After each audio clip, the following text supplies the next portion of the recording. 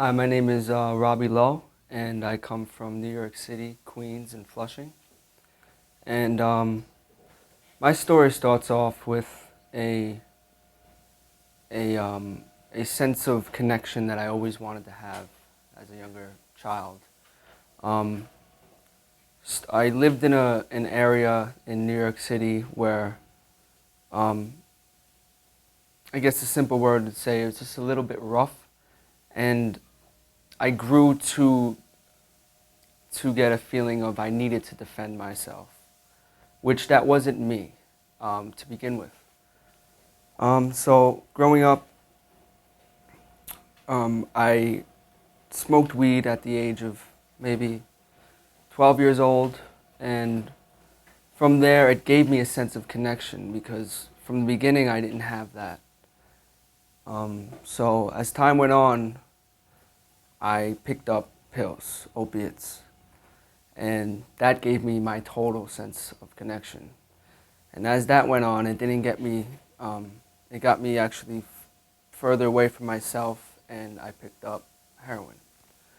Um, when I started doing opiates or heroin, I realized that I thought in my head that I was doing better in everything. My passion was music. I loved music. Music was everything to me. I grew up actually listening to my dad play live music mostly every day, and it kind of drilled in my head. So that's what I wanted to do. I wanted to express myself. I thought that the drugs were making me better, but no, it just pulled me backwards in a downward spiral. Um, I realized that when I learned to sing and when I learned to play guitar, it was my love, and for that to go away for drugs, it affected me a lot. But in the long run, I did put drugs over that. That was a big mistake because I now can no longer express myself at that moment of time. Um, so I went to college for music education, and I was still using, but it only took me a year and a half in college to drop out because of use. As time went on, I realized that I was broken with everything. I lost everything. I lost the trust of my family. They kicked me out. I was living on the streets. Everything was lost. I got to a point where I used my talent to get money on the streets of New York. And that was a very dark time for me. You know, I thought I could express myself because I was singing and getting the money, but in my heart I was lost because all I wanted to get was that one fix to get me better for the day. As time went on, I lost that. I lost my self-will to express myself. And one day, I was walking home to my apartment in Queens, and I see my twin brother sitting on the staircase near this bowling alley that we had up the block. And he's an addict too. He used heroin.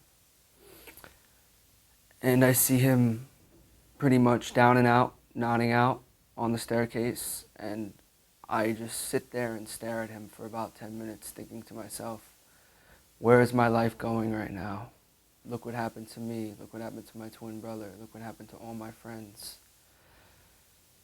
And as I sat there, I started to cry as I looked at him.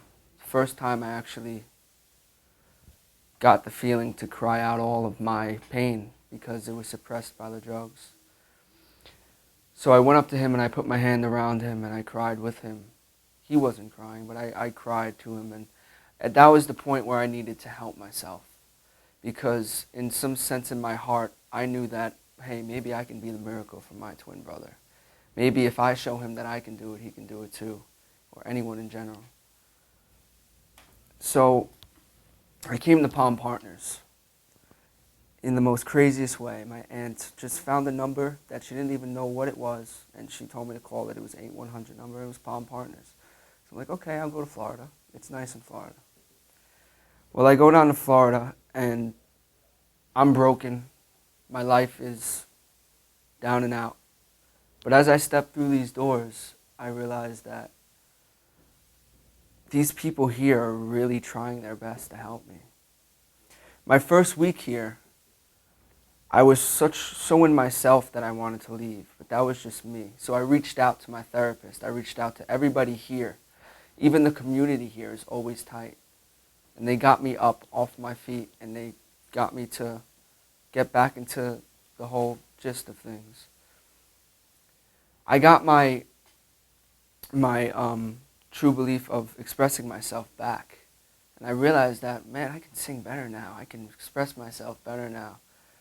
And that's really what I live for, that way of expressing myself. And it's a gift that I got that back through the help of everybody here. And I want to thank a couple of people. I want to thank my therapist, Rachel, for being able to actually dig into me and make me realize what I really need to do for myself, so that as time goes on, I can get my family back. I can get those things back. I can be in the miracle for my twin brother. I want to thank Doug and Heidi, because every other treatment center I've been to, Doug and Heidi just had their own way of doing things, in a way of positive enforcement and inducing love into us. And I'd never seen that before. And this place, I can honestly say, saved my life and gave me a chance to be able to express myself again. So I'd like to play you guys a song that I wrote, and it is about, I wrote it looking at my little cousins and realizing how innocence is beautiful and how they can smile when the world's crumbling. I wrote a song about it, and once again I want to say thank you to everybody here, and thank you. Hey, little girl, you look over the little world, and you smile just 'cause you can. Oh, innocence loves you. Hey, little girl, you look down upon the evil world, and you smile just 'cause you can. Oh, innocence loves it, and you don't need to fight, 'cause everything's gonna be alright. Don't watch what you say, 'cause everything's gonna be okay.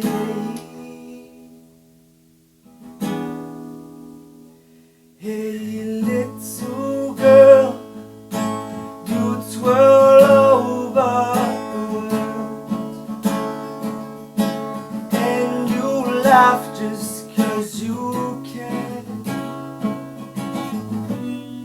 Oh, innocence loves. Hey, little girl, you aren't younger anymore, 'cause you grew just 'cause you can. Oh, innocence loves it, and you don't need to fight, 'cause everything's gonna be alright. Don't watch what you say, 'cause everything's gonna be okay.